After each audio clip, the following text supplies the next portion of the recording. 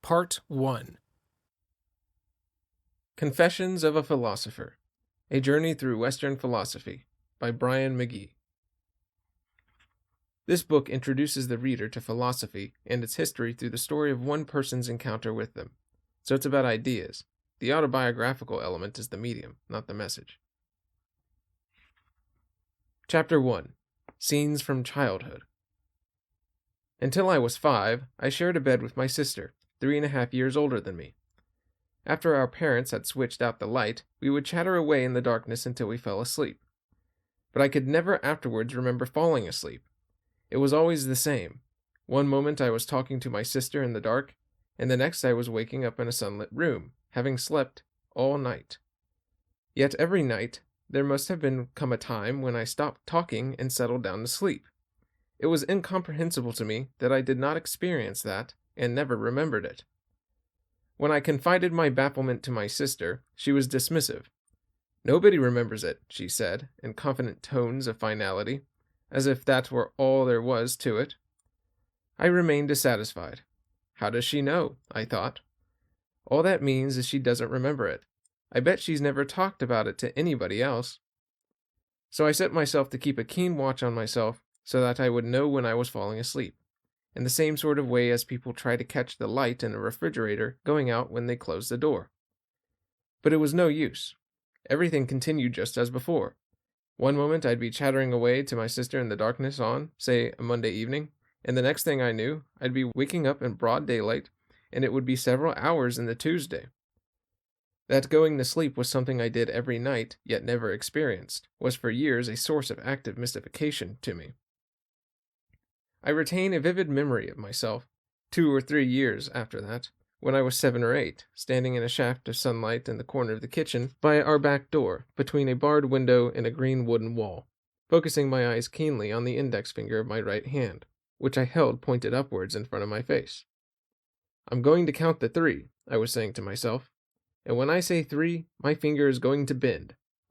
When I counted, 1, 2, 3, and sure enough, on 3, my finger bent. How did I do it? I did it again. Then I thought, this time I'll count to 4, and on 4, my finger bent. Next time I counted to 5. My finger bent on 5. I tried dragging out the counting so as to catch my finger out. 1, 2, 3, 4, wait for it, 5. But on 5, my finger, not caught napping at all, bent. I could bend my finger whenever I liked. Or not, just as I decided. Yet no matter how hard I concentrated, I couldn't grasp anything at all about how I did it. How could something that was so completely within my command, solely and entirely a matter of my own conscious decision, be a nothing for me, just simply no experience whatever, and yet happen? From that day to this, the problem has fascinated me. When I was a teenager, and had acquired the concept of willed activity, and knew that the decision to crook my finger was something taking place in my head, I tried all the ways I could to think of to catch and experience whatever it was that was happening between my brain and my finger. The result was always total failure. I would take the decision inside my head to crook my finger, and simultaneously my finger would crook, and between my head and my finger there was an emptiness. The simultaneity presented me with an additional problem. Why wasn't there a time lag? How could a decision be the cause of something that happened at the same time as itself? For a period of 2 or 3 years between about the ages of 9 and 12, I was enthralled to puzzlement about time. I would lie awake in bed at night in the dark, thinking about something along the following lines. I know there was a day before yesterday, and a day before that, and a day before that, and so on, as far back as I can remember. But there must also have been a day before the first day I can remember. I know I was born on the 12th of April 1930, and there must have been a day before that, and a day before that, and so on, and so on, and so on. Before every day, there must have been a day before. So it must be possible to go back like that forever and ever. Yet, is it? The idea of going back forever and ever was something I could not get a hold of. It seemed impossible. So perhaps, after all, there must have been a beginning somewhere, but if there was a beginning, what had been going on before that? Well, obviously nothing. Nothing at all. Otherwise, it could not be the beginning.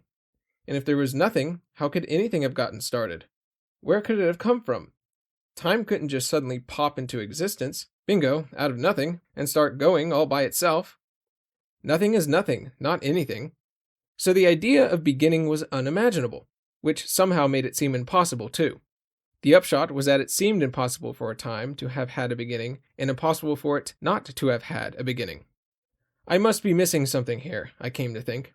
There are only these two alternatives, so one of them must be right. They can't both be impossible.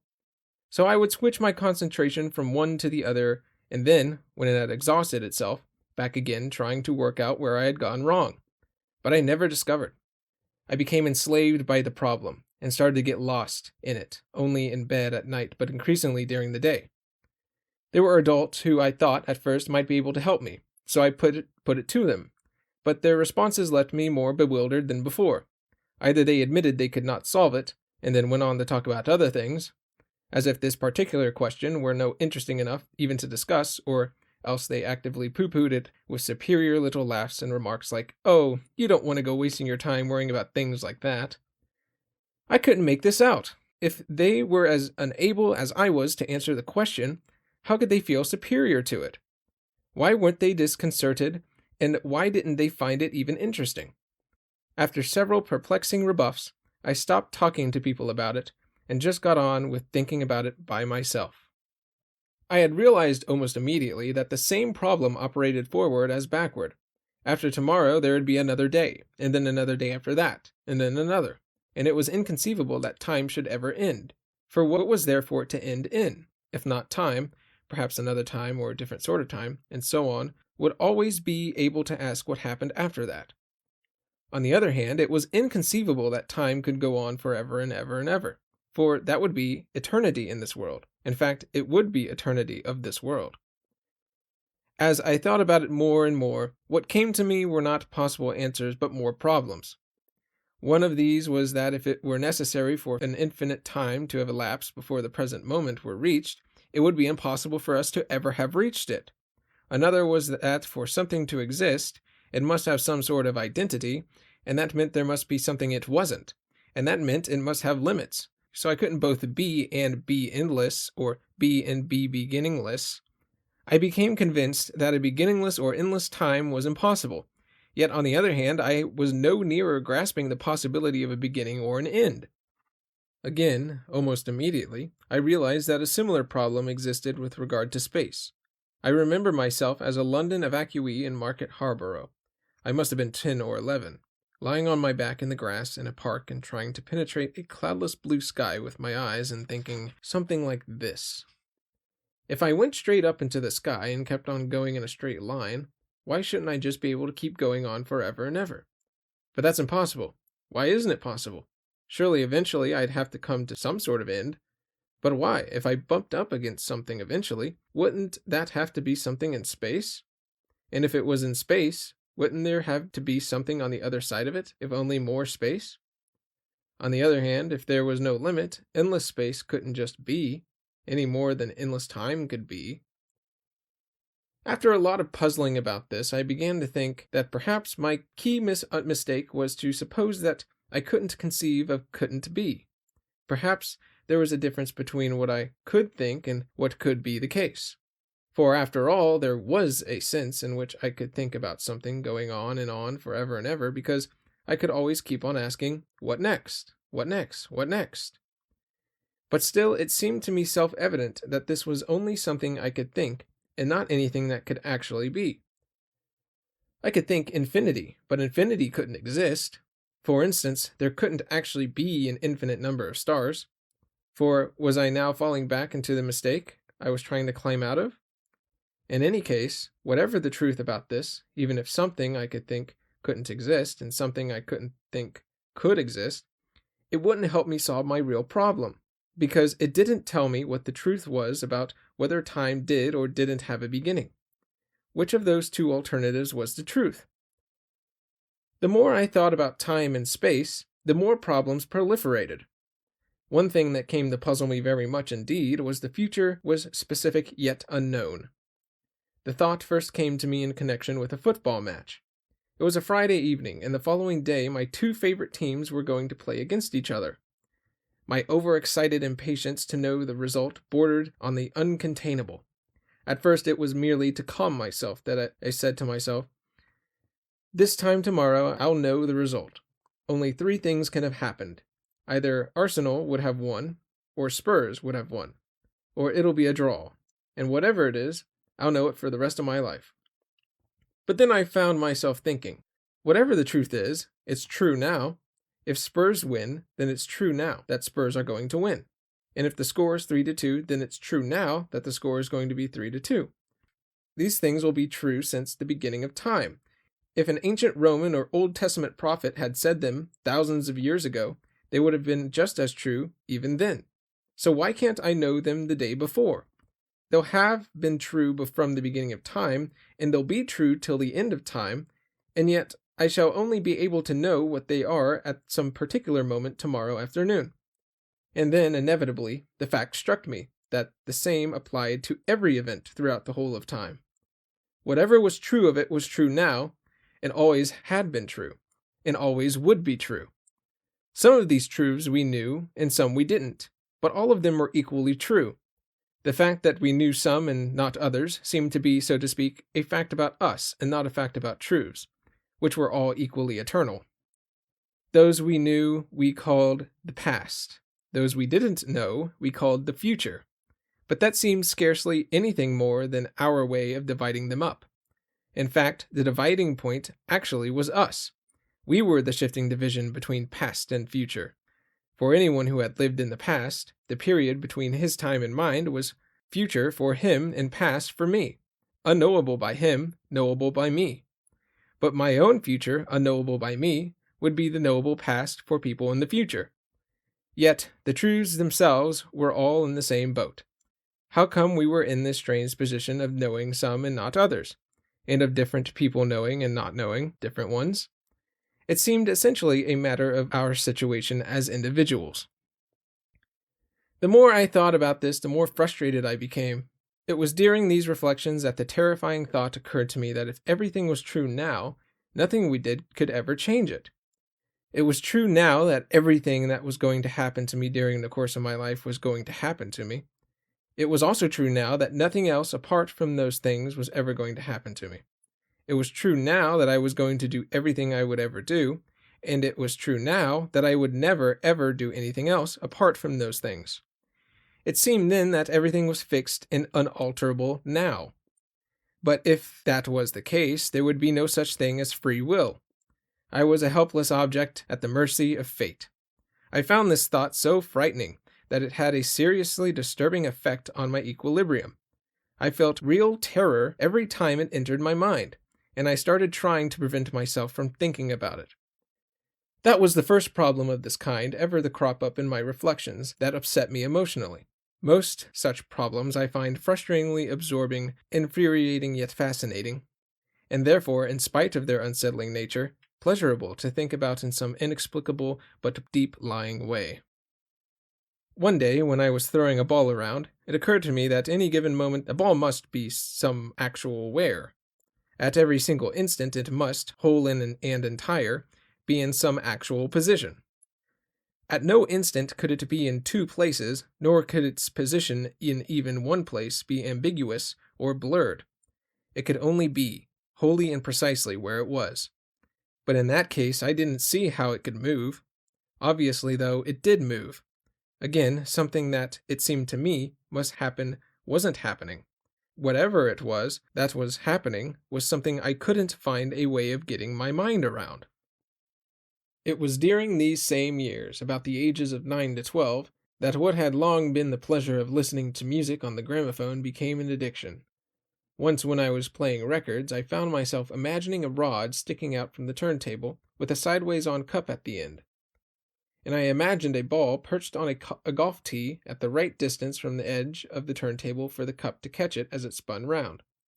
And I imagined ball, cup, and rod as being made of an absolutely hard material, or, as I might put it now, I imagined them as being perfectly inelastic. What happened when the turntable was spinning at top speed and the cup scooped the ball up?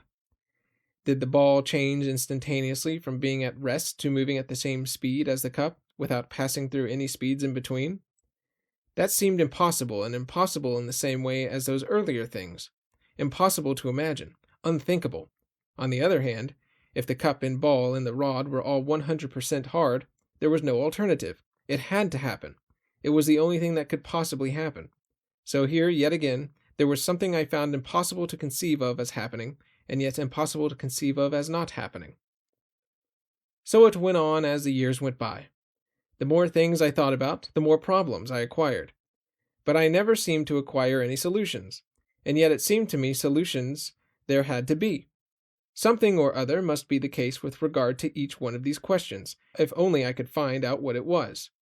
Furthermore, if something just self-evidently did happen, like a ball moving, there would have been something wrong with any way of looking at it that said it didn't. And there had to be a flaw in any argument that said it couldn't. This being so, it seemed highly peculiar to me that I could never discover what any of these mistakes were, no matter how hard I thought. I came to see the ordinary world as I was living in as a place crammed with self-contradiction and mystery. Whatever you thought about, you were almost immediately led into paradox and inconceivabilities. And this gave me a thirst to understand. This drive became almost as strong as my strongest other instincts, like physical thirst or hunger, and as compelling. An ever-present curiosity became for most of the time my strongest felt emotion, sometimes the mode I lived in. Perhaps I should make it explicit in case there are readers whose own beliefs or whose own experience of childhood causes them to assume otherwise, that none of this had anything in my mind to do with religion. No such connection entered my head. All the problems that plagued me were questions about the situation in which I immediately found myself. Some of them were questions about me, some were questions about the world around me, but all of them were practical questions, which is to say questions about how things are, to which something or other had to constitute a true answer, or so it seemed to me. To none of these questions would the existence of a God have constituted an answer, and I never felt any inclination, no matter how young a child, to believe in one.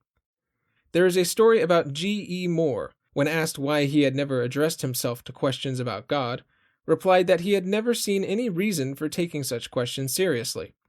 And the same applied in those days to me. The postulation of a God seemed to me a cop-out, a refusal to take serious problems seriously, a facile, groundless, and above all, evasive response to deeply disturbing difficulties. It welcomed the self-comforting delusion that we know what we do not know, and have answers that we do not have, and thereby denying the true mysteriousness, indeed miraculousness, of what is. By sheer chance, I had the good fortune to grow up in a family in which religion was never mentioned. I had just said that there was never an age at which I believed in God. Still less have I ever been a Christian. But perhaps even more important than either of those things, I have never felt any need to react against such beliefs. That is something for which I am deeply grateful. There was a good deal of carry-on about them at school, but my attitude to anything to do with school, or rather anything organized by the authorities, such as classes and religious services, was one of boredom and indifference.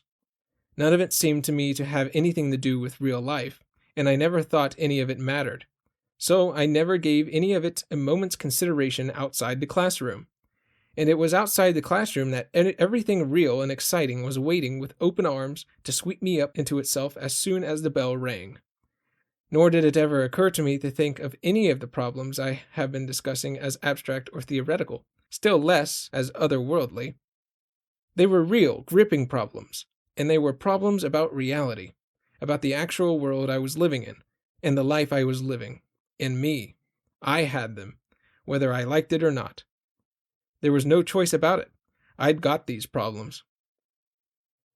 Although none of these experiences had anything in my mind to do with religion or religious thoughts, it so happened that it was in the school chapel, in the middle of a hymn, that the realization came to me that if I closed my eyes, then the visual scene of hundreds of boys facing me in that huge, high-ceilinged building, with all those vast paintings and windows, simply disappeared. They did not disappear, of course, but the visual image of them did, and when I opened my eyes, the scene came back again. They had been there all the time, and would have been there just the same if I had not been in the chapel at all. but the only apprehension I had of them consisted in seeing of them plus the hearing of them, and those were in my head. If I stopped my ears and eyes, they ceased to have any existence for me. Up to that moment, I had always taken it for granted that I was in immediate contact with the people and things outside me, and that their presence was something I experienced in an unmediated way. But now suddenly, I realized that their existence was one thing, and my awareness of it something radically other. Their existence was out there, independent of me. But all the awareness and experience and knowledge I could ever have of it was inside my head, and that could pop into or out of existence irrespective of them, provided of course that they were there. I could not make it come and make it go whenever I liked, simply by opening and closing my eyes. With a horrible churning over of my stomach, I realized that the natural way of putting this into words was to say, when I close my eyes, they disappear. Even now, after all these years, what I cannot put into words is how indescribably appalling I found that moment of insight, how nightmarish. It was inundated by crashing great tidal waves of nausea, claustrophobia, and isolation, as if I were forever cut off from everything that existed, apart from myself, and as if I were trapped for life inside my own head. I thought I was going to throw up or faint. I was overwhelmed by panic, and a need to escape from the situation. Just get out. Groping and blundering, I lurched along the row of boys in my pew, and under the eyes of the whole school that rose up above my head in serried ranks on both sides. They faced each other, 400 to 400 across a center aisle. I veered distraught down the channel between them and out of the building. What everyone commented on afterwards was the color of my face, which was apparently green, so no one doubted that I had felt ill, and therefore no one questioned me about why I had walked out. From that day on, I wrestled with demons for at least a part of every day of my life, especially when I was alone and otherwise unoccupied, which meant, most of all, in bed at night in the dark. The prospect of going to chapel induced panic, and often I used to hide in the lavatories when the bell for it rang. When I did go to the services, I was twanging with tension, sometimes literally shaking. Often the prospect of going was so dreadful that I willingly accepted punishment instead, and there was no way I could explain any of this to anyone. I considered trying to explain it to the school doctor, and asking him to get permission for me to be excused from chapel. But he was a hardy extrovert of the old-fashioned public school type, and I knew he would never understand. In fact, I was afraid he would think I was mad, so I kept my terrors to myself. There was one occasion when I thought to myself I was going mad because of this. I was coming out of a cinema one afternoon during school holidays, and suddenly, in the foyer, I was engulfed by the realization that, for me and for the whole of my life, absolutely everything insofar as I could ever possibly be aware of it, not only my own life and thoughts and memories, but other people too, in the whole of the present-day world, whatever I read about in the newspapers, all history, all art, the cosmos itself, everything, existed only in my head. That this always had been so, and always must be so, and that I should never ever be able to have any consciousness of anything at all other than of what was in my own mind. The thought was not solipsism, not that everything existed only in my mind, but the opposite, that everything, except of course for my experience, existed outside my mind, and I was cut off from it, forever and always, unrescuably alone, trapped for life inside the tiny box of my skull, never, never, never able to get out and be part of the rest of everything there was. The feeling again was one of total, permanent, and unsalvageable isolation from everything and everybody. Combined with intolerable claustrophobia, a waking nightmare of being locked up inside myself, I tried to flee these terrors by forcibly distracting my thoughts, but then the second barrel of the shotgun went off. Nothing you can ever do can make you experience anything other than the deliverances of your own consciousness. The only alternative to them is oblivion. I felt about to explode as the only way of breaking out of myself and escaping my own confines, in the way a hand grenade shatters its own casing when it goes off. In that moment, I really did believe I was going out of my mind. And all this was a result of seeing reality in a certain way. Everything, I thought, existed independently of me in a framework of space and time, which exists also independently. The only way I, as one of the objects in the space and time, can get to know about any of the other objects in it is if it impinges on one of my senses, and that conveys a stimulus to my brain, which is translated into sensory image, so that the only conscious awareness I could ever have of any part of reality other than myself is of images, which are always and can only ever be in my head. And I have to infer back from these images to the existence of the objects of which they are representations. And the representations is the only conception I can form of the nature of the object. With objects themselves, I had no means of direct, unmediated contact. They existed permanently on the other side of an uncrossable frontier, constituted by the limits of the possibility of awareness. The next insight I had following on from this way of seeing things was that there was no way in which objects could be like my perceptions of them. This came to me for the first time in the living room of my parents' flat, when I was about 13.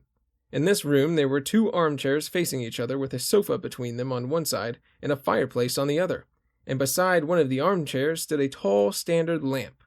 I was sitting in the armchair opposite the lamp, looking at it. There it was, with a dark brown square wooden base out of which grew a stem of the same color and material, culminating in a conical lampshade made of a soft textile of lighter brown. That was it, the standard lamp, and I couldn't conceptualize it in any other terms. And that's how it would be for an observer anywhere else in the room, except, it suddenly struck me, in one unique position, namely the position occupied by the standard lamp itself. And in that room it was only if you were the standard lamp that you would not be able to see the standard lamp. And in the absence of mirrors, you wouldn't have no conception of what you look like. In other words, whatever your conception of yourself was, it couldn't possibly take the form that for me and anyone else was the only form it could take. I sat there trying to imagine what it was like to be the standard lamp, putting myself in its place, so to speak. And the same thoughts reasserted themselves. It could see everything in the room except itself, and no matter where it was, it would never be able to see itself. This made me realize that I knew what my own face looked like only because I had seen its reflection in mirrors and windows and photographs of it. In other words, because I had seen images that were other than myself and extraneous to myself. From inside my face, I had no way of knowing how my face was. So if you were something, you weren't it in the terms in which everyone else perceived it, and as a result of that, conceived it. And what's more, you couldn't be. Looking at the same situation from the other end, everyone perceiving or conceiving anything had no alternative but to do so in terms in which it wasn't possible for that thing to be. So, things as they are, or as they were in themselves, must be unimaginably different from any idea we could form of them. For a couple of years, I was constantly trying to imagine what it was like to be an inanimate object, and always with the contradictory thought that it must be unconceptualizably different from anything I could imagine. What was it to be that building? What was it to be that rugger boot?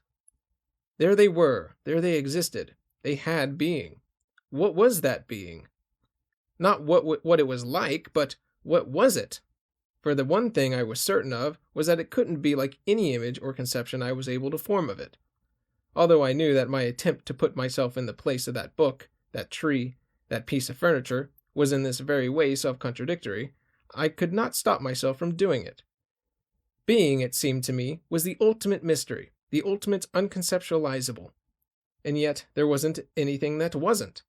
Everything was, so how could it be a mystery? Here it seemed to me was the last word in paradoxes. Everything that actually exists is unknowable, and the whole of whatever it is we experience is image only, with no existence independent of our experience. In my middle teens, I came across a book in the school library called The Bible of the World, containing the main writings of the world's great religions. Out of curiosity, I read it all. The only part of the book that stirred my imagination really deeply was the Upanishads. Here, to my astonishment, I found it said that the entire world of human knowledge and experience consisted of images only, which were fleeting and had no abiding reality, whereas real reality, that which existed permanently, was something which we could have no direct knowledge of, and therefore could form no clear and determinate conception of. I was astounded to see my own thought there before me on the page, and in the writings thousands of years old. The Upanishads then went on to offer an explanation that had not occurred to me. They said that what presented this indefinite number of variegated images to our minds was not an equal number of ungettable somethings corresponding to the separate images, but just one big something. We became differentiated from it when we came into existence as individuals, and we dissolve back into it when we die. And that, actually, was ultimately all there was. It was only images that were disparate, individual, separate. And because images were images, and were subjective and ephemeral, and above all, because we had a natural tendency to mistake them for independently existing things, they could not unreasonably be classed as illusions. Separate things, then separate anythings, including people, were illusions. In reality, everything was one. This intrigued me as an idea without involving my emotions. It neither commended itself nor failed to commend itself to my intuitions, and I felt agnostic about it. I did not see how we could know it to be true even if it were. But it did drive home to me one essential fact, that without realizing that I was doing so, I had continued to assume that reality was like our conception of it, in one fundamental respect, namely that it was variegated, and that I had no grounds for this assumption. In fact, on consideration, it seemed to me that I had no basis whatsoever for any beliefs about what ultimate reality might be. However, no matter what it was that existed, it seemed to me extraordinary beyond all wonderment that it should. It was astounding that anything existed at all. Why wasn't there nothing? By all the normal rules of expectation, the least likely state of affairs, the most economical solution to all possible problems, the simplest explanation, nothing, is what you would have expected there to be. But such was not the case, self-evidently. And yet, although it was impossible to know what there was, and therefore impossible to say what it was, and perhaps therefore even impossible to assert that there was anything, something was unquestionably going on. Yet how could anything be going on? In what medium? Nothingness? Impossible to conceive, and yet undeniably something was happening. Although more and more given to talk and discussion and argument as I grew older, for several years I never encountered anyone who felt the same fascination as I did with these questions. By the time I had grown into adulthood, I had become familiar with a number of general attitudes to experience that seemed to embrace among themselves most people, at least most of those I met, but none of them was at all like mine. There seemed to be three main groupings. First, there were people who took the word for granted, as they found it. That's how things are, and it isn't obvious that that's how they are. And talking about it isn't going to change it, so there's no purpose that perpetually questioning it is going to serve. Discussing it is really a waste of time. Even thinking about it much is a waste of time. What we have to do is get on with the practical business of living, not indulge in a lot of useless speculation and ineffectual talk. That seemed to be roughly the outlook of most people. Then there were others who regarded that attitude as superficial, on religious grounds. According to them, this life was no more than an overture, a prelude to the real thing. There was a God who had made this world, including us, and had given us immortal souls, so that when our bodies died after a brief sojourn on earth, the souls in them would go on forever in some higher realm. Such people tended to think that in the eye of eternity, this present world of ours was not all that important. And whenever one raised questions about the self-contradictory nature of our experience, they would shrug their shoulders and attribute this to the inscrutable workings of a god. It was not that they used this as the answer to all questions, because what such people said seldom answered any actual questions. They felt under no pressure to do so. God knew all the answers to all the questions, and his nature was inscrutable to us. Therefore, the only thing for us to do was to put our trust in him and stop bothering ourselves with questions to which we could not possibly know the answers until after we have died. It seemed to me that this attitude was at bottom as incurious as the first. It just offered a different reason for not asking questions. And equally obviously, it did not really feel the problems. There was no awareness in it of the real extraordinariness of the world. On the contrary, people who subscribed to it were often marked by a certain complacency, not to say smugness. They seemed to be happily lulling themselves to sleep with a story which might or might not be true, but which they had no serious grounds for believing. Finally, there were people who condemned both of these other sets of attitudes as uncomprehending and mistaken on what might call rationalistic grounds. They critically questioned both the way things are and traditional religious beliefs, and challenged the adherents of either for proof, or at least good evidence, for some justification, or at least good argument. These tended in spirit to be either children of the Enlightenment or children of the age of science, and in either case to have a kind of outlook that did not begin to exist until the 17th century.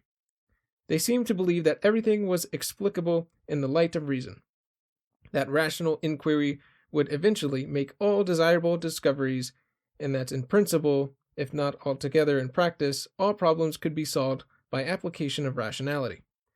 Most of my friends and fellow spirits seemed to fall into this third category, and indeed I tended to agree with their criticisms of the other two. My problem was that their own positive beliefs seemed to be manifestly untenable, and their attitudes, well, perhaps not quite as comfortable and complacent as those they criticize, but comfortable and complacent nonetheless.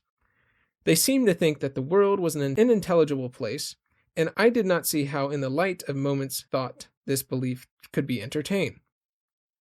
Their faith in the power of reason seemed to me almost unbelievably unreflecting and misplaced in view of the fact that it was the application of reason that perpetually gave rise to insoluble problems. Problems that were brought into existence by thinking, but could not be removed by it.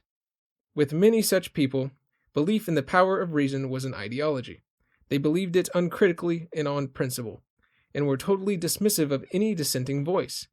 They never reflected seriously on the narrowness of the range within which reason is applicable, for its propensity for self-contradiction, or its manifest inability to solve most of the fundamental questions about experience. Any attempt on my part, or anyone else's, to draw their attention to these things smacked to them of religion, which they equated with superstition, and of which they tended to be contemptuous. It was self-evident to them that this world of experience is all there is, and anything we do not as yet understand about it, we can reasonably hope to discover in the course of time. All meaning and all purpose inhabit this world. Value and morality are created by human beings, which in practice means that value and morality are created socially and historically. Any suggestion that reality is hidden was to them unintelligible, and therefore any suggestion that the significance of our experience might lie outside the range of our understanding, a kind of gobbledygook, and again, crypto-religious. What cut me off most deeply of all from this attitude, and what I also found hardest to understand about it, was its lack of any sense of the amazingness of our existence. Indeed, of the existence of anything at all, the sheer miraculousness of everything. After all, you do not have to reflect deeply, you do not even need to go beyond what a child is capable of thinking, to realize that our experience is unintelligible to ourselves in its most general and basic features. And yet the sort of people I am talking about seemed not to have made that discovery. To them it seemed self-evident that some sort of common-sense view of things must be, by and large, right, whereas I saw it as self-evident that common sense could not possibly be right, since reasoning logically from it as a starting point led one almost immediately to a morass of incomprehensibility and self-contradiction. In fact, to put it badly yet truthfully, they found the denial of the common-sense view of the world ridiculous, whereas I found the acceptance of the common-sense view of the world ridiculous. Their whole outlook was one that could survive for only so long as they did not reflect on its foundations. Not only was it superficial in the extreme, it was also detached, floating in midair, unsupported and unsustainable. Any fundamental questions of it by anyone was dismissed as uninteresting and pointless. If one drew their attention to the fact that there seemed to be no way in which our reasoning powers could make sense of this, or that basic feature of the world of our experience, this was seen by them as a reason for not raising the question. What they wanted to do was confine their lives to the domain within which they could make these things. So at an only slightly deeper and more critical level, they really turned out to share most of the attitudes of the first of these three groups. Growing to adulthood as I did, absorbed by a sense of wonder about the world and engrossed in some of the seemingly insoluble problems it presented, especially problems connected with time, space, our perception of physical objects, and their intrinsic nature, this, to a small extent, had the effect of cutting me off from other people. Not only did I never find anyone I could discuss these questions with, I learnt that I was likely to be looked on as peculiar if I raised them. I was not a solitary, for there were other aspects of life in which I was very much a social creature. I always had friends, and after the age of 17, love affairs. I hugely enjoyed partying, besides being a voracious music lover and theater goer, but my baffled absorption in the whole metaphysical dimension of experience was something I learned to keep to myself, even though I lived with it daily. What more than anything else made it a source of isolation was its overwhelming importance. These questions were fundamental to our nature, and the nature of the world we lived in, and I could never understand why not everybody was fascinated by them. It seemed to me bizarre that I should be associating all the time with intelligent people, yet as if under some sort of informal ban on discussing the most crucial and interesting questions of all. Until I went to university, it never entered my head to associate any of these questions with the word philosophy. I shall never forget the sheer incredulity with which I discovered that this is what they were, and that they had been addressed by some of the greatest geniuses among mankind over a period of 3,000 years. Every one of these problems I have described in this chapter turned out to be a familiar one in the history of philosophy. Some of them even had established names. My bafflement that a ball could move was known as Zeno's arrow. Wittgenstein, it turned out, had dealt with the same point regarding death as had puzzled me so much about falling asleep. We expect it to be an experience, but it cannot be, he said, because by definition we are not conscious through it, and therefore not conscious of it. Above all, though it was longer time before this happened, the discovery was lying in wait for me that I had grown up a natural Kantian, beginning with the antinomies of time and space, and going on to the unconceptualizability of things as they are in themselves independently of our modes of experience. My undying sense of astonishment that anything exists at all was first put into words by, so far as I know, Leibniz, and given its most dramatic and compelling expression by one of Kant's most immediate followers, Schelling. It pervades the work of Kant's most illuminating successor, Schopenhauer, in which I also discovered what in most essentials are the same doctrines that I had stumbled across in the Upanishads, though arrived at in Schopenhauer's case, as for the matter in mine, by considerations not of religious, but of an essentially Kantian nature, and therefore, in his case, by a mode of thinking in the very center of the mainstream of Western philosophy. Before and apart from all that, there was the problem of free will, and the question whether an act of will was the cause of a willed action, or the same event apprehended in a different way, and these were questions which Schopenhauer also dealt with profoundly. From what Hume had to say about the nervous breakdown he experienced when he was young, in its connection with his philosophical reflections, I suspected that his terrifying psychological experiences had some similarity with my own. Especially given the nature of his philosophy, that seems to me likely. It is striking, incidentally, how many famous philosophers had breakdowns in youth. Like the character in Molière, who discovered to his astonishment that he had been speaking prose all his life, I discovered to my astonishment that I had been immersed in philosophical problems all my life, and I had been drawn into the same problems as great philosophers by the same felt need to make sense of the world and my experience of it, followed hard on heel by the same realization that these were inexplicable in terms of common sense, which, on the contrary, spawned self-contradictions where it did not remain unhelpfully silent. The chief difference between me and them, of course, was that whereas they had something to offer by way of solutions to the problems, I had failed even to formulate very rich or sophisticated versions of the problems, let alone work my way through to defensible solutions for them.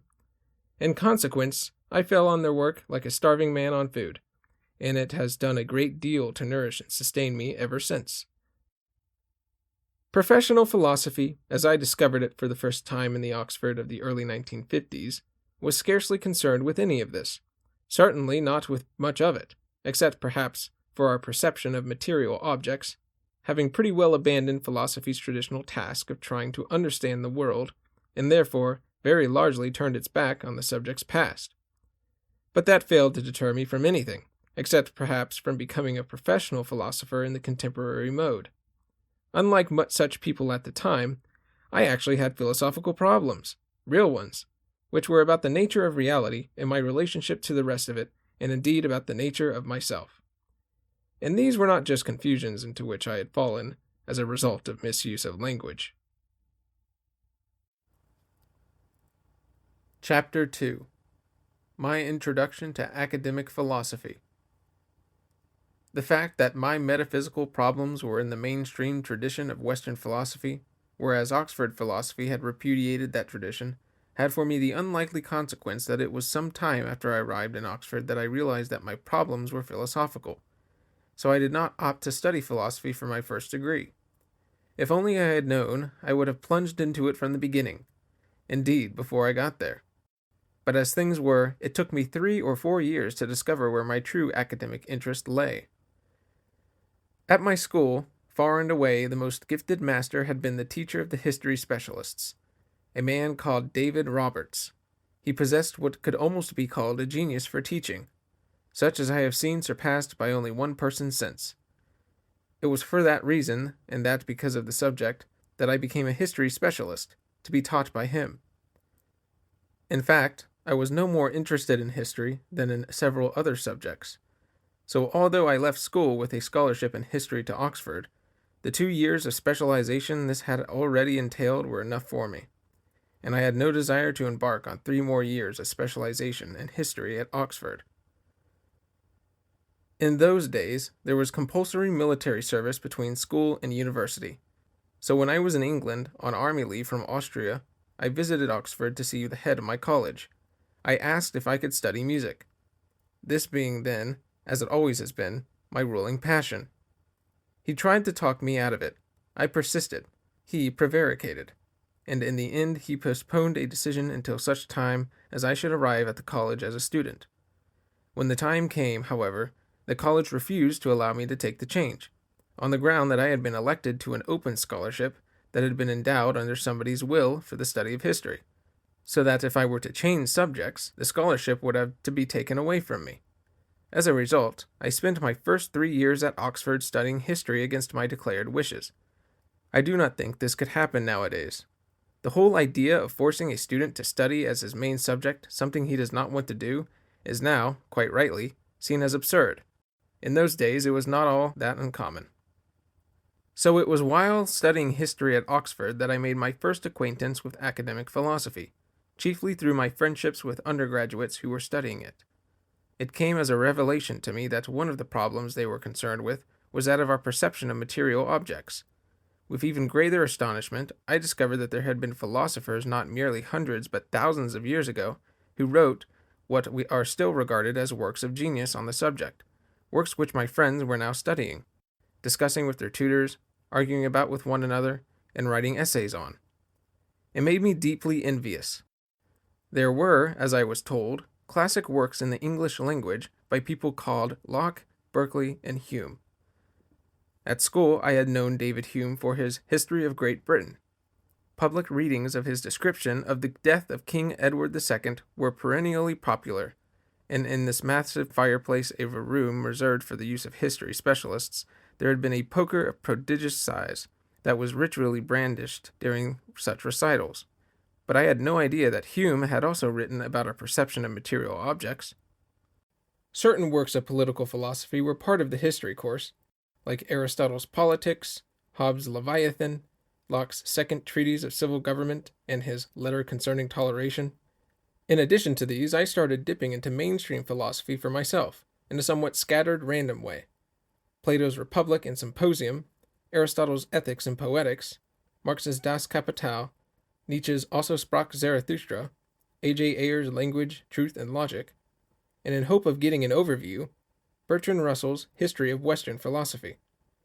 For my special subject in my history degree, I chose the Italian Renaissance, and the history of the arts and of ideas soon took over the direction of my historical interests.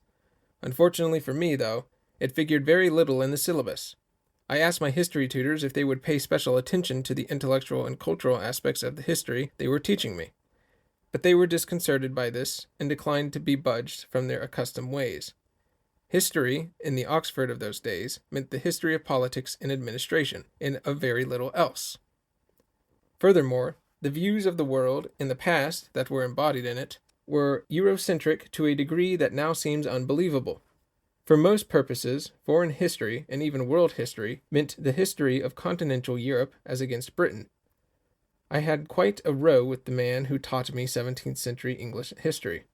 I complained that he never so much as mentioned Newton, whose work had transformed not only the entire outlook of Western man, but through science and technology, the world we ourselves lived in. Yet we had discussed the Stuart Queens at length, and I had been required to write an essay on Archbishop Laud. He replied dismissively that of course, if that was the sort of thing I was interested in, there was nothing at all to stop me from reading about it in my spare time. I despaired of my tutors, and sought out philosophy students to discuss their subject with them. Soon they began to seek me out too, for that was the heyday of what was known as ordinary language philosophy, and they were constantly wanting to know how a non-philosopher would respond to such and such a question, or what he would spontaneously understand by such and such expression. The upshot of this was that I became more involved in philosophy than in history. My degree in history came with second, not first-class honors, but was good enough to entitle me to move on to a higher degree. However, what I wanted to do more than anything else was to study philosophy, be taught in a disciplined way, so instead of taking a higher degree, I read for another undergraduate degree, this time in philosophy. Wisely, Oxford, unlike Cambridge, does not allow undergraduates to read philosophy in isolation, but insists on their studying it together with some other subject or subjects. So I combined it with politics and economics in the famous PPE course. Having already taken one undergraduate degree, I was allowed only one academic year in which to do what was in fact a 3-year course, but my vivid interest in philosophy stimulated me academically, with the result that, despite being president of the Oxford Union during that year, I did better in my PPE examinations than I had in history. That, then, is the story of how philosophy came to be, in academic terms, my subject. As things turned out, it was not at Oxford that I received my most valuable training in it. That was to come at Yale, to which I awarded a postgraduate fellowship in philosophy, 2 years after taking my second Oxford degree. When I went up to Oxford, I had a very low opinion of academic pursuits and academic life in general. My supreme love was music, and from an early age I had boozed and swilled it. First at home on records and radio, then from before my teens as a concert-goer and opera-goer in London. After music in my affections came theater. I went to more live theater than music simply because there was a great deal more of it available. Then came poetry, mostly by people who were then living and writing, above all T.S. Eliot, W.H. Auden, and Dylan Thomas. Then came novels. Alongside all this, I was an impassioned schoolboy socialist, reveling in political talk and argument. So it happened quite naturally that when I began to read newspapers seriously, these were the things I wanted to read about. The journalistic feast of the week was the Sunday Times. Ernest Newman on music, James Agate on theater, Desmond McCarthy and others on books, not to mention Dilys Powell on films. From reading such people, it was only a short step to reading some of the books they reviewed or referred to, and then another short step to reading other books on the same subjects. One way and another, I got a great deal more education from these activities than ever I got from school. Because music, theater, and politics seem so much the most exciting, interesting, and important things in life, and because I had the good luck to be born into a family that took an active interest in them and lived in central London, I grew up somewhat limitedly metropolitan in my outlook and assumptions. A life of personal interest in public affairs and almost daily music and theater and professional performances seemed to me the only sort of life that was seriously worth having, and therefore the only sort of place worth living in seemed to me a place where such a life was possible. This meant only in a small handful of the world's great cities. When at the age of 17 I was sent as an exchanged boarder to the Lycee Hoche in Versailles, I went into Paris at every opportunity to go to the opera and the opera comique, the Comedie française, the picture galleries. When at 18 I was sent to Austria for a year on military service, I made straight for Vienna each time I got local leave, and went to the opera every night, regardless of what was being performed. I coordinated my single allowance of home leave with the first post-war production of The Ring at Covent Garden. And in all these cities, what I loved above all else were the human surroundings in which my activities were embedded. The busy streets with people all around, the eating places, the street corner vendors, the urbanized rivers, the squares and parks, the churches and the cathedrals, the public buildings, as well as the bookshops and theaters, the concert halls, the opera houses, and the art galleries. Feeling myself as much of a Londoner as an Englishman, and having grown up in one of the most famous old pre-war street markets, I had, without even thinking about it, something like a Dickensian feeling for the life of big city streets. One of the shrewdest things ever said about Dickens as a novelist is that he sees most of his characters as one sees people in the street. All of this seemed to me unconnected with academic life. which I perceived as provincial, shallow, and thin, a colorless, lightweight world unrelated to real life.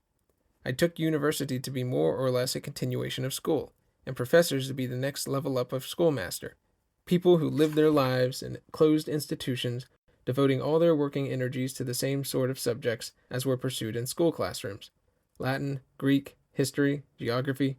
I found these subjects easy to do, but had never seen much point in doing them. What seemed to me to penetrate life to the core, and therefore to be, ultimately, what living was for, in addition to relationships with other people, was the creation and absorption of works of art. Artistic experience, it seemed to me, was in a totally different category from any other sort of experience when it came to glory and significance. It was the distilled essence of living. If you could choose your talent, the obvious thing to be was a creative artist. If you hadn't got what it took to be that, then the next best thing is to be an interpretive artist, a conductor, or some sort of musical performer, or an actor. If you couldn't be an artist at all, then at the head of the other professions, in a class by itself, stood politics. And whichever one of these things you pursued, alongside it would go a massive interest in, and consumption of, the others. And together, they would come close to filling your life. As for myself, I saw my future as being probably that of a writer. But if I should find that I lacked the creative ability to be a good enough writer, I would fall back into politics. Perhaps I might do both. A lot of people had. This, then, was my general standpoint when I was a teenager. In looking at life from this position, I was unable to understand people who were interested in academic pursuits.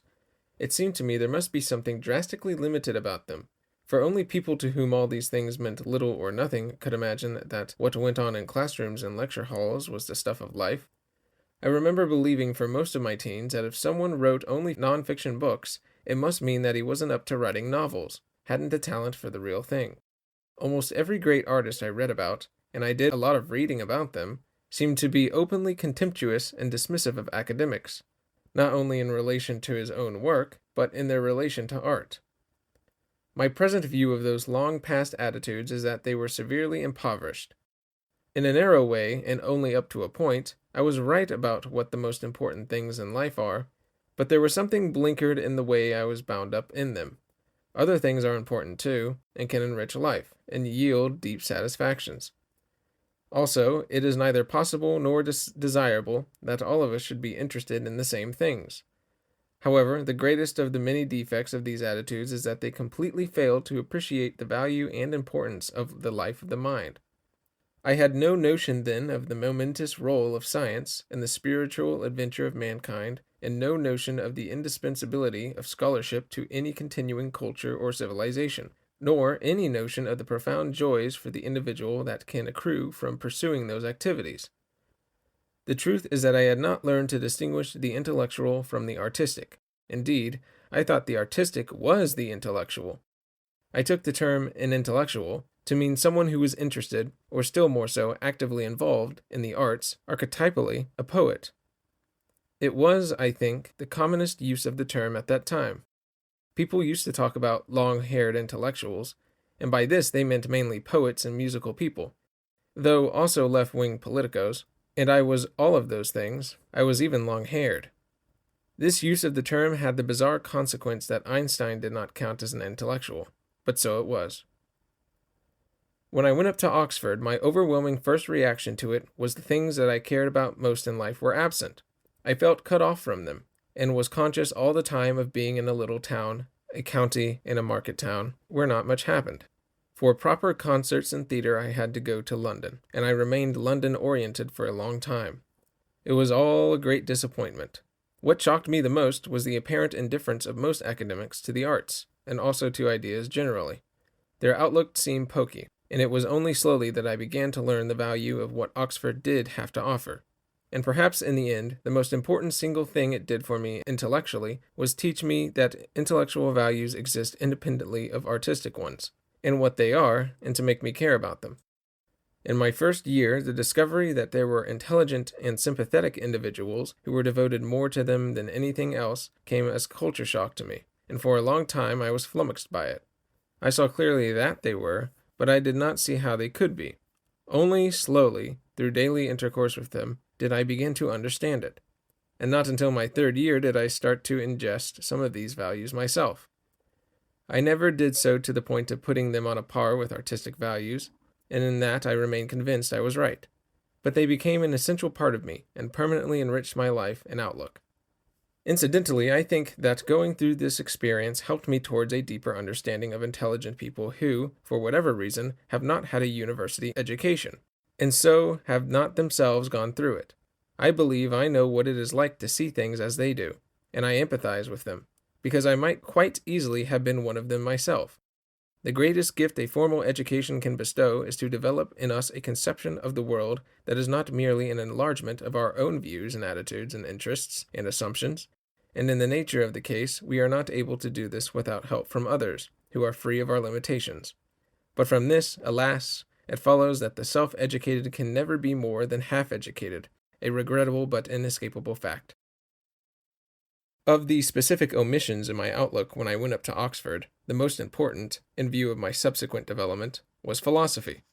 I had no conception of philosophy as an intellectual discipline, and not the remotest idea of what it was capable of in the work of a thinker like Kant. At that level, it does, I now believe, stand close to a great art among the most valuable and important of human concerns, and for a similar reason, both are truth-seeking activities pursued at the deepest level that human beings are capable of penetrating to. Both are trying to see into the ultimate nature of things, the ultimate mystery of existence, and if they fail, it is only at the limits of human understanding that they fail. As Schopenhauer put it, the philosopher is doing in abstracto what the artist is doing in concreto. The philosopher has no recourse but to articulate his findings in concepts. And it may be that from the ineluctable generality of concepts it follows that philosophy cannot bite as deep as art can, but at the same time there are things that it can do that art cannot. When Iris Murdoch said, "For better and worse, art goes deeper than philosophy," she was right to imply that there are some respects in which philosophy surpasses art, and also right to imply that it comes short of it overall. The history of philosophy is part of a more general history of ideas, and this in turn can be subsumed under the notion of cultural history, which of course must include the history of the arts. It is somewhere in this territory that my academic field lies. I am fully aware that art is not an intellectual, still less an academic activity, but there are interesting and worthwhile things to be said about art that can be said only from a background of cultural history. It is because of this and because of the passion I have developed for a conception of philosophy that includes its history that an academic side to my nature was able belatedly to come into existence and grow, and then slowly to integrate with what is preponderantly a non-academic self. Although I developed academic interests late in the day, when they did come, they caused me to feel a spontaneous empathy with people who were driven by them in other fields. Ever since the period I spent at Yale in my mid-20s, I have regarded myself as having at least part of one foot in the academic world, whatever other things I may have been doing at the same time. Of the 5 years I devoted to specializing in history, 2 at school and 3 at university, one general legacy remains, and several specific ones. The general legacy is that I carry in my head a rough and ready outline knowledge of the history of the West from the ancient Greeks until now, which is more or less continuous, sketchy though parts of it are.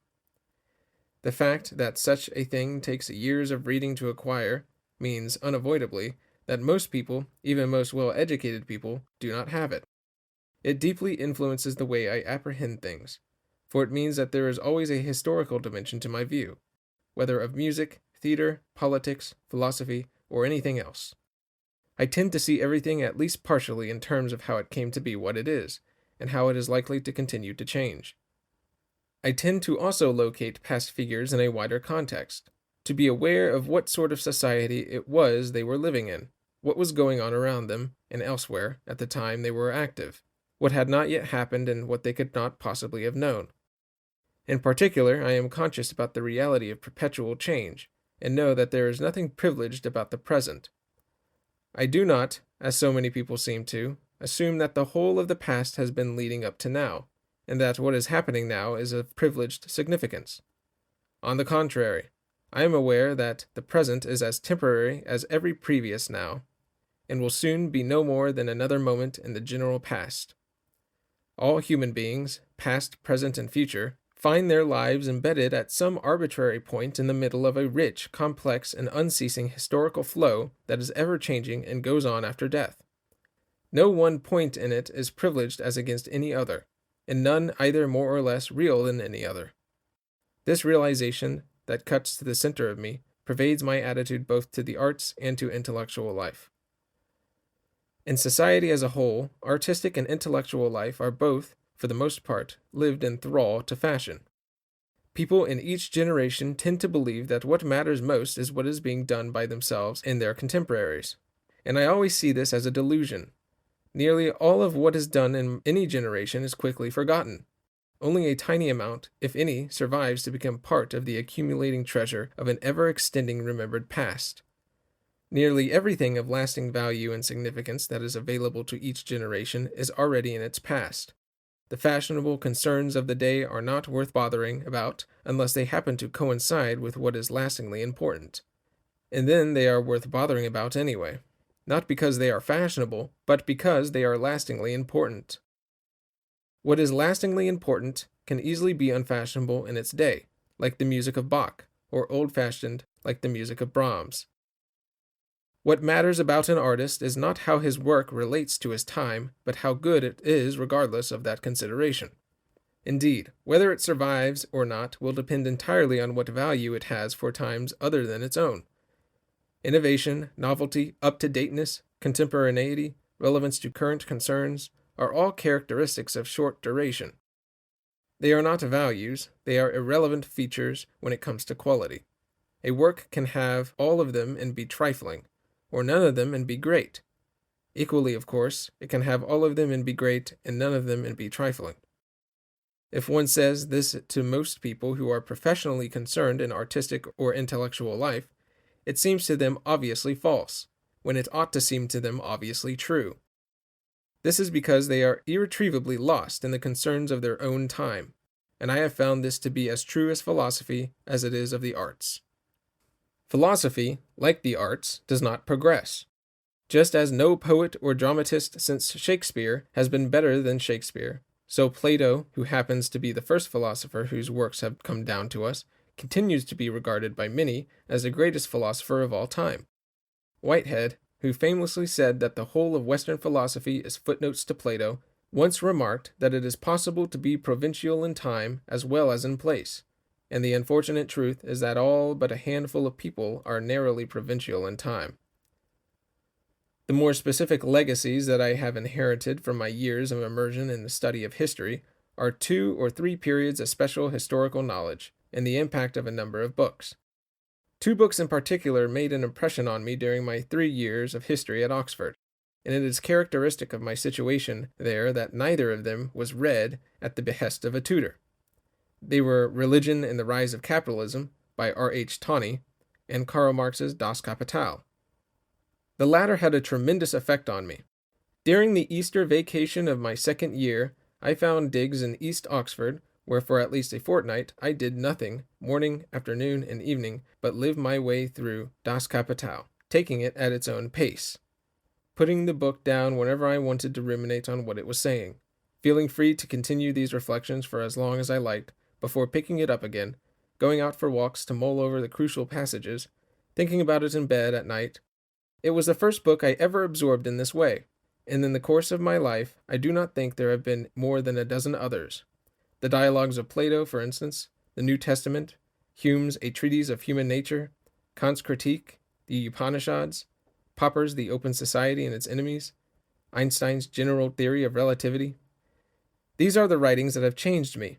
That is to say, I have absorbed them to such a degree that they have entered into the way I see things, so that I would not now feel myself to be the person I am if I had not read them. I take it there are few books which any of us can say that. There is at least one playwright, Shakespeare, of whom the corresponding thing is true for me, and perhaps 7 or 8 composers.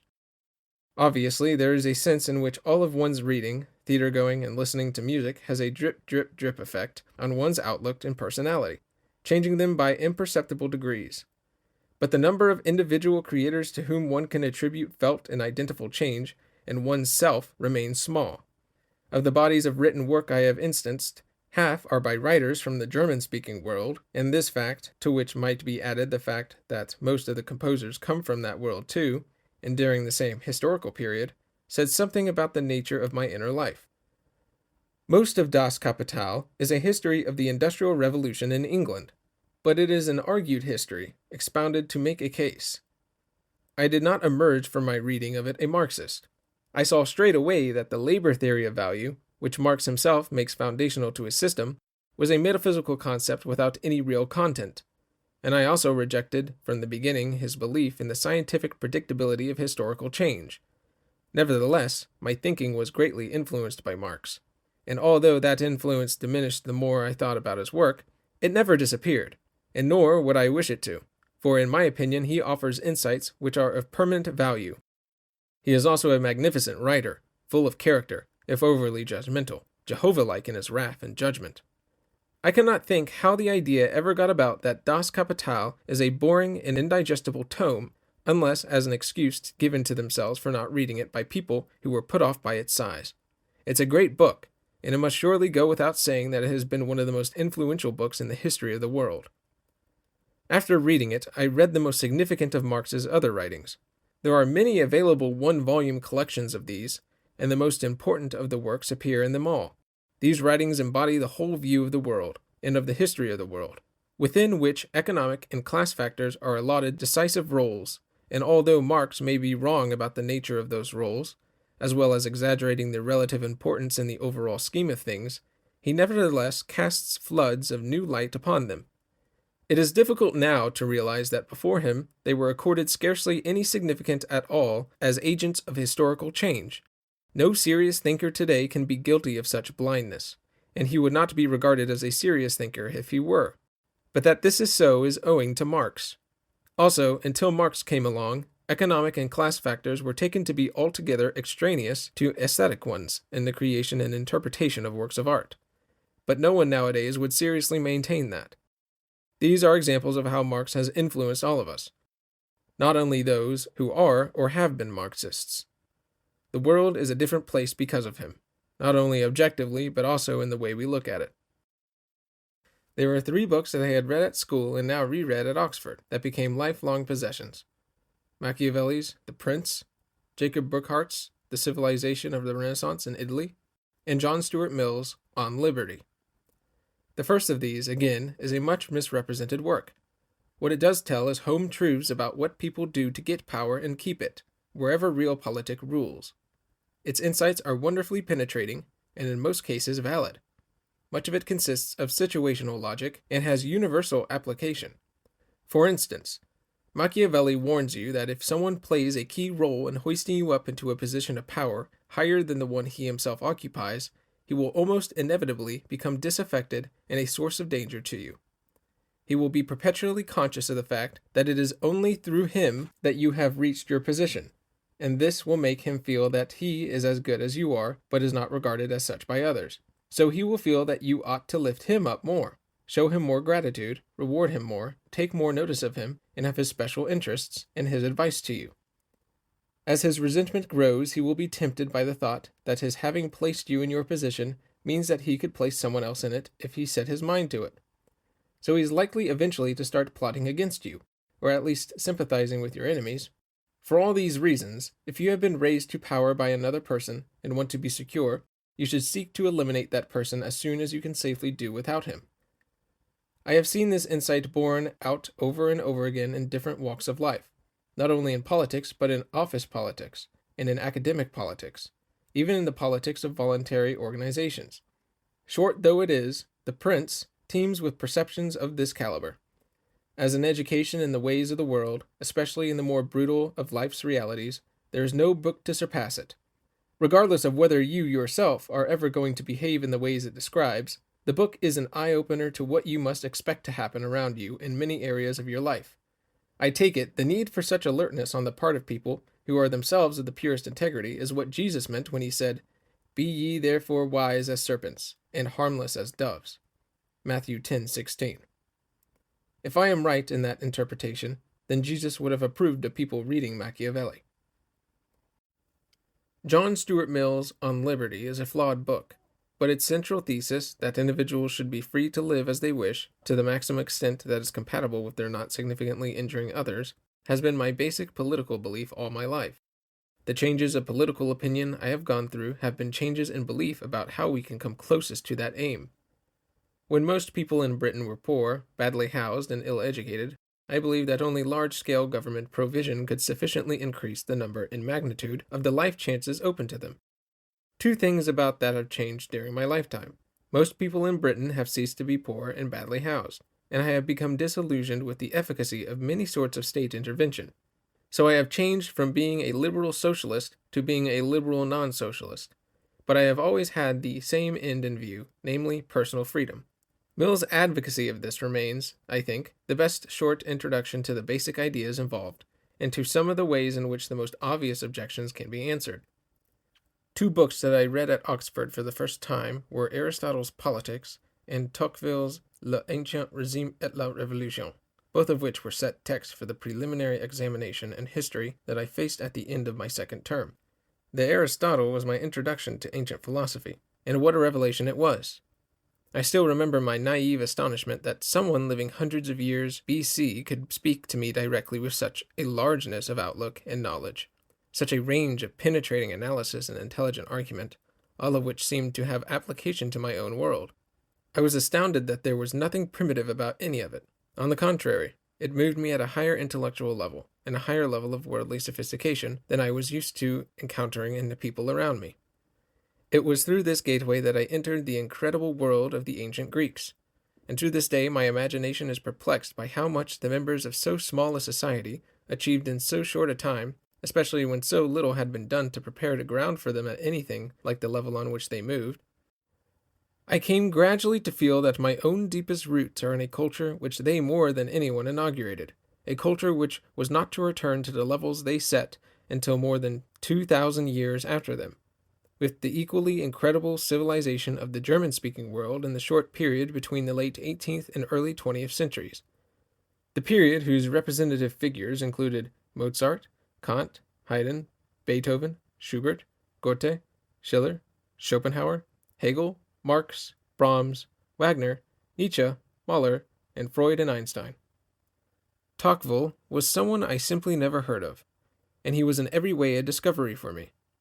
One insight that everyone who has read L'Ancien Régime seems to carry away from it, and retain it for life, is that if a revolution is going to occur, it will probably come not when social conditions are at their worst, but when they have started to improve after a long period of deprivation and repression.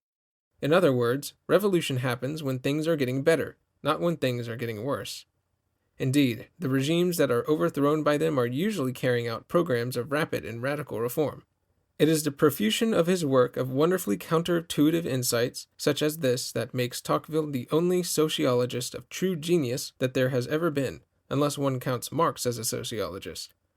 His book, Democracy in America, leaves today's readers lost in admiration at the detailed accuracy of his prophecies about how the United States was going to turn out, an accuracy which proves how deep and right his understandings of that infant society in the early 19th century was.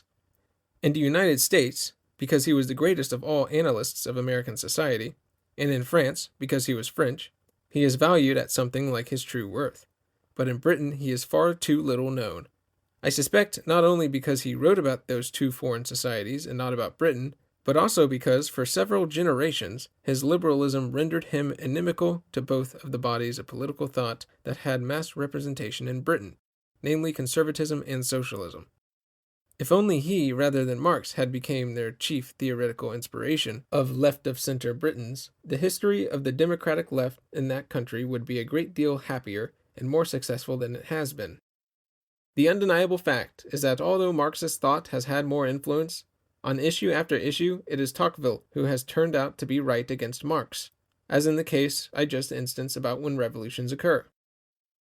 Tocqueville's Democracy in America is still the first book I would recommend to anyone wanting to acquire a more than superficial understanding of the United States. The very length of time that has elapsed between when it was written and now helps it to reveal the deep structure that lies beneath and sustains the modern surface. I will not be so tedious as to enumerate all the books I read as a history student that relate to the history of ideas, and hence to philosophy, if only via political philosophy or philosophy of sociology. As for the strengths and weaknesses of my knowledge of history itself, these are in many ways arbitrary. Everyone who read history at Oxford when I did was required to study English history from the beginning, and at my school, history specialists had to specialize in medieval history. So I have been formally taught in my way through English medieval history twice. On the other hand, when the old school certificate offered a choice between English and German 19th century history, my school chose the German option for all of us, probably because the main modern language at the school was German, without passing the choice on to us. And at Oxford, my history tutors simply ran out of time at 1832, and I went no further with them. And when I went on to read PPE in 1 year, there was no time to receive tuition in more than 6 of the 8 papers.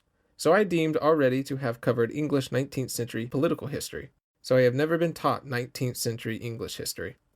Most English people I know who have never been history specialists have spent a year or two being taught about Gladstone and Disraeli, Peel and Palmerston, but I have not. Of course, I have acquired some knowledge of the period in the course of my life, but it does not have the support structure that is acquired by disciplined and lengthy study. History students at Oxford had to choose a period of general history to specialize in, so I chose the most recent one, which included the First World War, the Russian Revolution, the rise of Mussolini and Hitler, the Spanish Civil War, and ended with the outbreak of the Second World War, which had finished only 4 years before I went up to university. Young though I was studying events that had taken place during my own lifetime, and I remain permanently pleased to have done that. It vastly enriches one's understanding of the social and historical context in which one's own life is being lived, and in my case at least, it cleared my mind of a good deal of bigotry and illusion. From my historical studies in general, I learnt a great many lessons that were absorbed into my political outlook. One was that violent internal revolutions never achieved their aims. This is partly because so much more of the old society always continues into the new one than the revolutionaries want or realize, and partly for another reason. There is a situational logic to such revolutions. Disparate groups unite to overthrow an existing regime, but once they have succeeded in doing so, the cause that brought them together has gone, and they then fight one another to fill the power vacuum that they themselves have created. These internecine struggles, usually savage, among erstwhile allies, perpetrate the revolutionary breakdown of society far beyond the overthrow of the old regime, and delay the establishment of a new order. The population at large begins to feel itself threatened by unending social chaos, and in these circumstances a strong man who can bring the warring factions to heel and impose order comes forward and meets with widespread support, or at least acquiescence. Thus, an internal revolution carried out in the name of civil liberties, or equality, or to bring a tyranny to an end, will itself end by putting into power a Cromwell, a Napoleon, or a Stalin. All internal revolutions are uncontrollable, and all such revolutions are betrayed. It is in their nature that these things should be so. This fact makes belief in violent revolution as a method of changing society not only irrational and delusory, but profoundly immoral. A related thing that I learnt was the indispensability of the rule of law to civilized life. I perceived how law developed in England over the centuries not only from the top downwards, but partly as the only effective shield for the individual against arbitrary authority. In societies where government is not bound by laws, the individual has no such protection, and all the evils of totalitarian societies are made possible by the fact that the political parties who rule them govern above the law. I saw that Marxists' attack on legality for allegedly representing only the interest of the ruling class were not merely misconceived and invalid, but positively disastrous. For when successful, they have the effect of removing from everybody, not least the poor and the powerless, their chief defense. Without law, everything becomes a matter of arbitrary power, as indeed it was in the societies of that day that were defended by the British Marxists. Societies in which the governments routinely suppressed, imprisoned, exiled, or killed their opponents. Ironically, it was the communist societies more than any others that the law was used cynically by the ruling class in its own self-interest as an instrument of tyrannical government. From Plato I learned that for those who come to power not to suppress their opponents but to deal with them in accordance with laws to which the rulers themselves are subject was the most important single step between barbarism and civilization. Plato is repeatedly insistent on this. He is right, and the societies approved by the communists were indeed in a state of barbarism. Something else I learnt, less easy to express in words, is respect for reality as against all the many alternatives to it. Conventional assumptions, fashionable ways of looking at things, ideologies, social or personal aspirations, fears, intentions, wishful thinking, religious claims, and the rest. Whatever people may write, say, want, or believe, the only reality is what actually happens. In T.S. Eliot's famous lines, "What might have been an abstraction remains a perpetual possibility only in a world of speculation." This insight was first brought home to me in real terms, perhaps not surprisingly, in relation to one of my own fundamental beliefs. Ever since becoming a socialist in childhood, I had believed, as most socialists in those days did, in the inevitability of socialism. Indeed, there are quite a lot of non-socialists who believed in the inevitability of socialism. But one day, at the age of 21 or 2, I was sitting reading about Lenin in the Radcliffe Camera, the history library at Oxford, which was architecturally the central point of the university, when suddenly the thought invaded my mind with almost traumatic clarity. It's never going to happen. There just isn't ever actually going to be socialism. And once I realized this, it became obvious that no matter how attractive the idea might be, and no matter how good it would have been in practice if it could have come into existence, to advocate socialism was worse than useless because it meant being divorced from reality. For anyone, being serious about politics means thinking in terms of what can actually be done, and this therefore involves, among other things, not being a socialist. As a result of this realization, I felt for the first time inclined to support the Labour Party, which I had always hitherto regarded as pragmatic and compromising, and therefore not really as socialist. When I told my friends that the reason I had begun to support the Labour Party was that I had ceased to be a socialist, they thought this a witty remark, but it was simple truth. I came to realize then that what matters above all else in politics is what happens, not what people say about it. And for the most part, what happens is independent of my wishes. In politics especially, people tend to allow their wishes to influence their assessment of reality, and to mix up the two even at conscious levels of thinking. For instance, all my life I have bet on elections, and all my life I have found that many people assume that what I am betting on is what I wish to occur. If I say to a group of people, "I've just put some money on the Conservatives to win the election," I can count on at least one of them to say, "I didn't know you were conservative." Some people carry the mistake even further and assert that for someone who is not a conservative, to bet on a conservative victory is wrong, in the sense of not morally right. Some even go as far to assert that if you support a political party, you ought to think that that party is going to win. In other words, you positively ought to let your practical judgment be distorted by your wishes. Alas, the human tendency to think in this way extends into metaphysics.